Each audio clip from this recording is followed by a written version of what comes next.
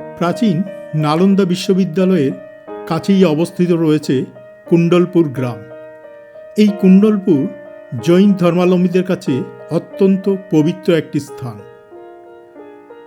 এখানে অবস্থিত রয়েছে শ্রী ঋষভদেব শ্বেতাম্বর জৈন টেম্পল, যা প্রথম তীর্থঙ্কর ভগবান ঋষভদেবের উদ্দেশ্যে নির্মিত।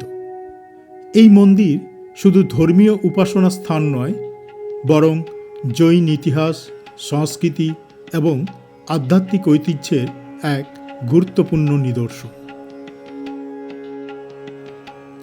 কুণ্ডলপুরকে জৈন ধর্মে বিশেষ মর্যাদা দেওয়া হয়, কারণ দিগম্বর জৈন পরম্পরা অনুসারে এটি 24তম তীর্থঙ্কর ভগবান মহাবীরের জন্মস্থান হিসাবে পরিচিত।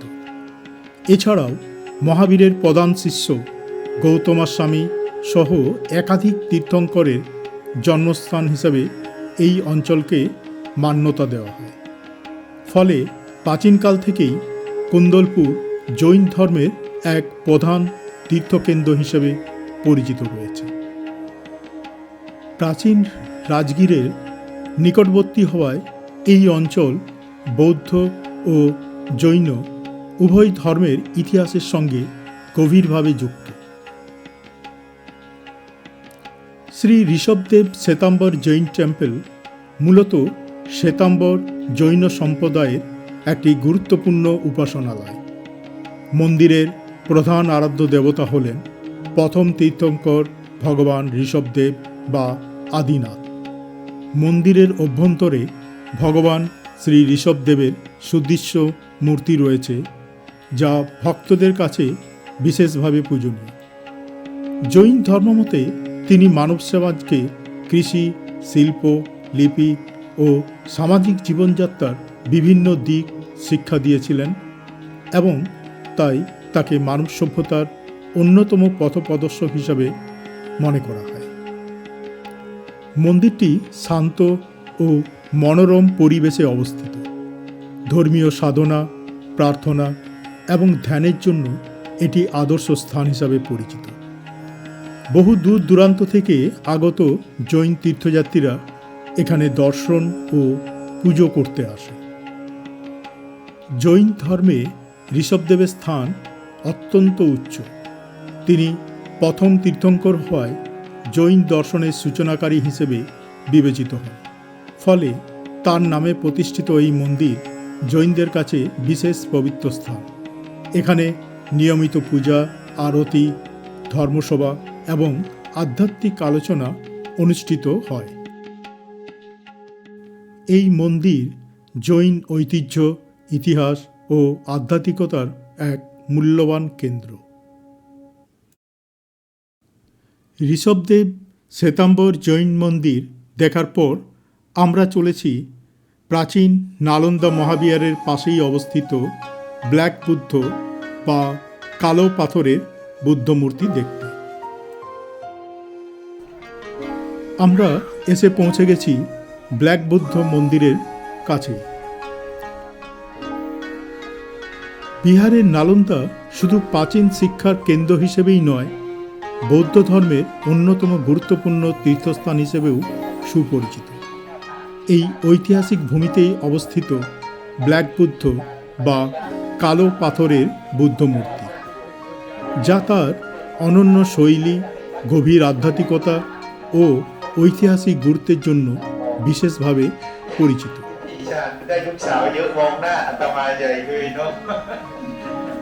ไม่เป็นไรเป็นคนไทยไม่เป็นคนไทยถ้าเป็นคนอินเดียนี่ไม่ได้มีแต่ลูกสาวนี่ขาดทุนหมดเลยที่ชาโยมที่ชาขาดทุนหมดครอบครัวอาตมาก็เหมือนกันผู้หญิงตั้ง8 คนนะโยมคนนี้อาตมาลูกสาวเยอะ8 คนลูกชายอีก5ฟุตบอล1 ทีมสำรอง2 โยมครอบครัวอาตมาลูกเยอะอาตมาเป็นตัวสำรองที่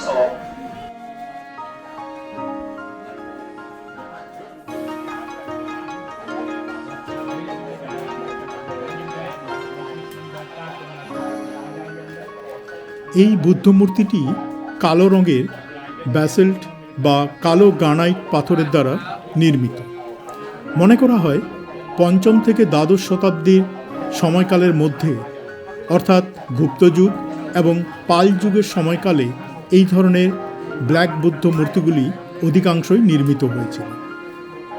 এই মূর্তির একটা বিশেষ বৈশিষ্ট্য হচ্ছে যে এখানে বৌদ্ধ ধর্মাবলম্বী এবং স্থানীয় মানুষ এই মূর্তিকে তেল দিয়ে স্নান করিয়ে তারা তার পুজো করে থাকে এবং তাদের বিশ্বাস এই তেল তাদের শারীরিক বিভিন্ন ব্যথা নিরাময়ে সাহায্য করে।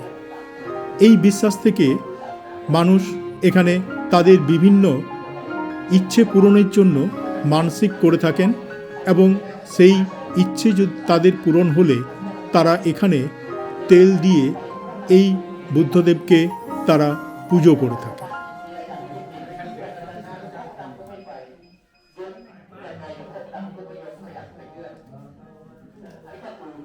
แล้วก็เอาน้ำมันได้ เอาไว้อาหัวตาตาสัมมาโลสัพพังโอตัมมังโอติตังเทวะมนุสานังโลเอเทนะโสตินานาสันตุปัตตวาสัมเว ব্ল্যাক বুদ্ধ দেখার পর আমরা দেখে নেব নালন্দার আরেকটি দর্শনীয় স্থান হিউয়েনসাংয়ের মেমোরিয়াল হল।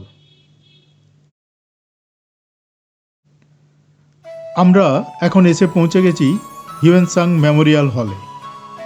এখানে প্রবেশ মূল্য রয়েছে জনপ্রতি 20 টাকা এবং এই মেমোরিয়াল হল খোলা থাকে সকাল 9টা থেকে বিকেল 5টা পর্যন্ত। আমরা টিকিট কেটে নিয়ে প্রবেশ করলাম হিউয়েনসাং মেমোরিয়াল হলে। মানব ইতিহাসে ভ্রমণকারীদের বর্ণনা বহু সময়ে গুরুত্বপূর্ণ ঐতিহাসিক তথ্যের উৎস হিসাবে বিবেচিত হয়েছে।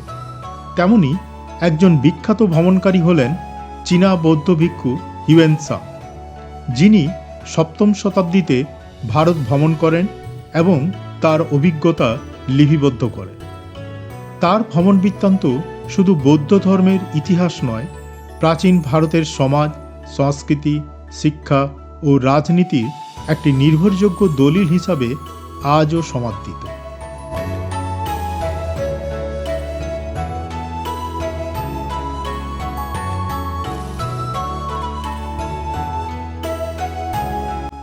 হিউয়েনসাংয়ের স্মৃতিরক্ষার্থে ও তার শিক্ষা জীবনকে সম্মান জানানোর উদ্দেশ্যে 1984 খ্রিস্টাব্দে এই মেমোরিয়াল হল নির্মাণ করা হয়। চলো এরপর আমরা ভেতরে প্রবেশ করি। হিউয়েনসাং ছিলেন চীনের তাং রাজবংশের একজন পণ্ডিত, দার্শনিক এবং বৌদ্ধ ভিক্ষু। তিনি বৌদ্ধ ধর্মের প্রকৃত জ্ঞান অর্জনের উদ্দেশ্যে বিপজ্জনক পথ অতিক্রম করে ভারতবর্ষে আসেন। তার এই যাত্রা ছিল জ্ঞানার্জনের এক মহান সাধনা। 629 খ্রিস্টাব্দে তিনি চীন থেকে গোপনে ভারত যাত্রা শুরু করেন। মরুভূমি, পর্বত ও নানা প্রতিকূলতা অতিক্রম করে তিনি মধ্য এশিয়া হয়ে ভারতবর্ষে প্রবেশ করেন। তার এই দীর্ঘ ভ্রমণ প্রায় 17 বছর স্থায়ী হয়। ভারতে এসে তিনি বিখ্যাত নালন্দা বিশ্ববিদ্যালয়ে ভর্তি হন, যা সেই সময় বিশ্বের অন্যতম শ্রেষ্ঠ শিক্ষা কেন্দ্র ছিল। এখানে তিনি প্রখ্যাত আচার্য শিলভদ্রের কাছে বৌদ্ধ দর্শন, বিশেষত যোগাচার প্রভৃতি অধ্যয়ন করেন। তিনি প্রায় 5 বছর সেখানে অবস্থান করেন এবং জ্ঞান চর্চায় নিজেকে সম্পূর্ণভাবে নিয়োজিত করেন। হিউয়েনসাং তার ভ্রমণের অভিজ্ঞতা Great Tang Records of Western Region এই গ্রন্থে লিপিবদ্ধ করেন। এই গ্রন্থে তিনি প্রায় 138টি রাজ্যের বিস্তারিত বিবরণ দেন। তিনি তার ভ্রমণ বৃত্তান্তে সমাজের বিভিন্ন দিক তুলে ধরেছেন। মানুষের জীবনযাত্রা ছিল সরল ও ধর্মনিষ্ঠ, বর্ণ ব্যবস্থা ছিল বিদ্যমান, শিক্ষা ও ধর্মীয় চর্চা ছিল অত্যন্ত উন্নত। তিনি উল্লেখ করেন সে সময় ভারতে বৌদ্ধ ধর্ম ও হিন্দু ধর্ম উভয়ই প্রচলিত ছিল। বিভিন্ন স্থানে বৌদ্ধ বিহার ও মঠ ছিল, যেখানে ভিক্ষুরা শিক্ষা ও সাধনায় নিয়োজিত থাকতেন। হিউয়েন-সাং সম্রাট হর্ষবর্ধনের শাসনকালের কথা উল্লেখ করেছেন।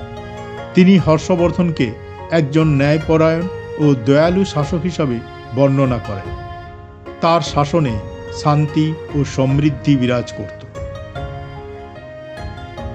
হিউয়েন-সাংয়ের ভ্রমণ বৃত্তান্ত ইতিহাসবিদদের কাছে অত্যন্ত গুরুত্বপূর্ণ, কারণ এটি প্রাচীন ভারতের একটি নির্ভরযোগ্য বিবরণ প্রদান করে, বিভিন্ন প্রাচীন স্থানের অবস্থান নির্ধারণে সাহায্য করে, বৌদ্ধ ধর্মের বিস্তার ও অবস্থা সম্পর্কে তথ্য দেয়। এখানকার দেওয়ালে হিউয়েন-সাংয়ের ভ্রমণ বৃত্তান্ত অসাধারণ তৈলচিত্রের মাধ্যমে উপস্থাপনা করা হয়েছে।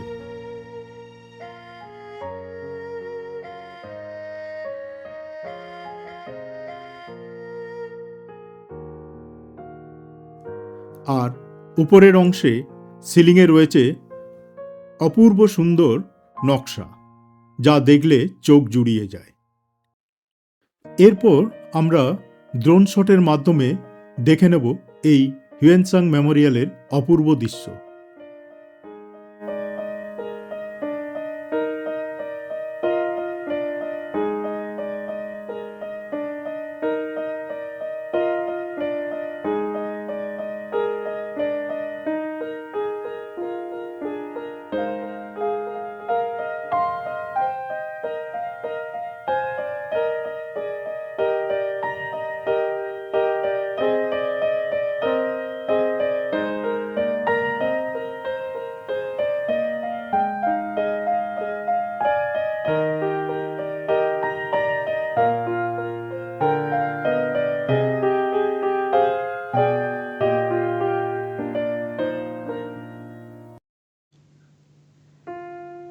হিউয়েন-সাংয়ের ভ্রমণ বৃত্তান্ত শুধু একটি ভ্রমণ কাহিনী নয়, এটি একটি যুগের প্রতিচ্ছবি।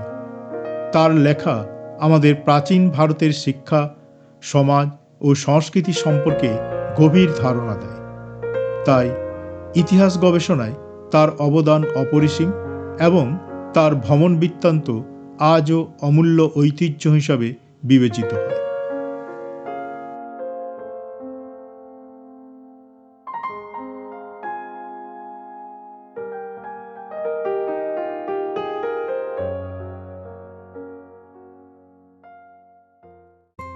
হিউয়েন-সাং মেমোরিয়াল হল দেখার পর আমরা যাব জৈন ধর্মাবলম্বীদের অন্যতম পবিত্র স্থান পাওয়াপুরী। নালন্দা থেকে পাওয়াপুরীর দূরত্ব প্রায় 22 কিলোমিটার। দেখা হচ্ছে পরের এপিসোড।